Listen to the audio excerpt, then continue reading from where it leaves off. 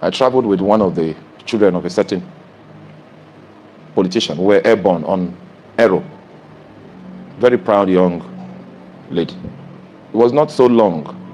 They said she died out of brief illness. So when I was with her on the plane, she had died. They had used her to trade, to get favor.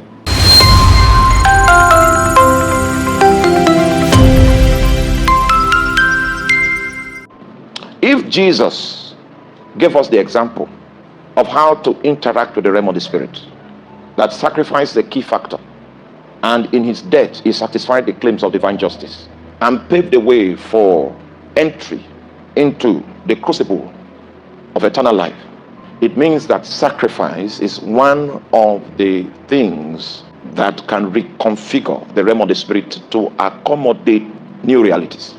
So his sacrifice makes your own efficacious. Without the sacrifice, your own sacrifice has no meaning. It doesn't strike any chord anywhere. You know, in coming to God, in dealing with God, in transacting with God, part of it is to take advantage of the fidelity of God. And that's where the vow comes. The woman called the king, "You are my son. You are the son of my womb. You are the son of my vow. You are a product of my spiritual transaction. Because of that, you cannot live anyhow." Other people that came naturally without spiritual transactions, this message may not be directed to them. But because there was some spiritual transaction related to your manifestation, you are bound by this code. When last did you trade with God, transact with God? That you had to bind yourself, limit yourself with a vow of some sort.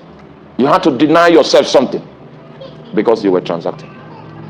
He said, "He that cometh to God, he that decides to deal with God." Have you ever dealt with God? You see a pattern in your family, something that is consistent, and you want to create another pattern that is not consistent with what is obtainable, and you want to deal with some of your liberties. It will affect the way you eat, it will affect the way you sleep, it will affect your sex life with your wife. Your children will know something is happening. Now, the average believer wants to live an ordinary life, but he wants to move the hand of God. You deplete so much spiritual energy when you speak. That I've read the book of Isaiah chapter 53. You will see what the prophet said about Jesus. As a lamb before her shearers is dumb, so he opened not his mouth. If you want to generate some of the highest possible spiritual energies at your disposal, you will need to take an oath of silence, where you would not speak to any mortal being for 3 days, for 7 days. Make up your mind in the night that from tomorrow, if you are married, talk to your husband. I want to try 24 hours without talking. That's how they took over Jericho. Jericho was designed like a cuboid. The engineers that put it together were not hoping that there will be any human ability to breach those walls. When Joshua went to inspect, all his military tactics as a general came to naught at the sight of that wall. And God wanted to teach him some spiritual secrets. It means he had to go deeper. Please help me tell your neighbor, we've been on the surface for making noise for too long. It's time. Wise men are taking their journey. They are going deeper.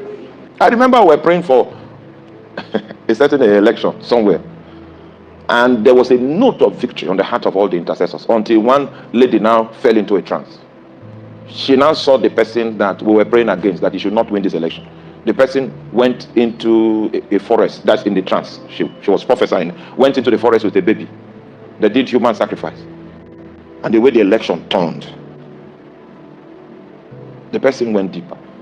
On their own control room too, they could see the figures that the energy they have released is not sufficient to purchase favor. You know, there's something called favor. Oh, the battle is not to the strong. Before we reach, they would have closed. We go deep. You know, there was an event that took place in Lagos. After that event that took place, many intercessors concluded that there were several people whose political career had ended. And the people who read the control room, the indicators on the control room, and knew that indeed that was the case. But the intercessors did not know that there were possibilities of going deeper. Favor can be bought, it's purchased. If you understand your territory, there are strong places where spirits come to take offerings and sacrifice. There are strong places. I traveled with one of the children of a certain politician. We were airborne on Arome. Very proud young lady. It was not so long. They said she died out of brief illness. So when I was with her on the plane, she had died. They had used her to trade, to get favor. You will call her living, but she's already standing among the dead with her pride. It is power that regulates the affairs of this side of heaven. It's power. And men that are not willing to, we are oh God, help our generation. Oh God. We talk. You have gotten used to living with affliction because you can't go deeper. You have gotten used to arguments because you can't go deeper. You have gotten used to accepting things that are afflictions that were meted out to you. Our life is a life of accepting that which is not our destiny. Because in the midst of perilous times, in public places, just like it was seen in Egypt when Jannes and Jambres withstood Moses. So you need to go deeper. When you go deeper the way I'm talking about, you will change your trousers because the waistline will be compromised. An oath of silence. Can you keep quiet for 24 hours? You must talk. That's why you are like this. Warlocks, sometimes they put leaf in their mouth just to minister to their mind that I'm not supposed to talk. I'm talking on Monday, talking on Tuesday, talking on Wednesday, you shout on Friday in the night. You shout. Meanwhile, deep people have kept they're already silent. There are sometimes even Christian music, I don't want to hear it. Shut down. Because there are times in heaven when there's silence, when nobody's talking. I'm afraid. I saw a young man, he says he's a prophet. He's prophesied every month. He made God a talkative. Let me tell your neighbor, it's time to keep quiet. One of our pastors had some wizards that were relatives and he was always complaining about them. Then I did a teaching. The full teaching of what I'm exhorting you about, the full teaching. I did it. After doing it, he took courage. And he left food and also he did not speak for 3 days. Opened his mouth and began to curse. The next person that came there to offer sacrifice to the spirit killed that person. You don't know, even demons can be sent on an errand. The spirit killed the priest. He fell off there. The demons that were going to be used to strike him, when he did what he did, the demons were against the priest that used to give him offering. He fell.